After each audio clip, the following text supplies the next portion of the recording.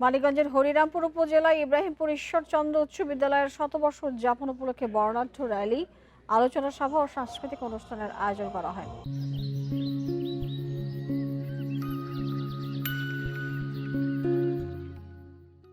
আলোচনা সভায় প্রাক্তন শিক্ষার্থীরা স্মৃতিচারণ করে বক্তব্য রাখেন। দীর্ঘদিন পর এক বন্ধু আরেক বন্ধুকে কাছে পেয়ে আবেগ আপ্লুত হয়ে পড়েন। শিক্ষার্থীরা নিজেদের ফোনে সেলফি তুলে তাদের স্মৃতি ধরে রাখেন।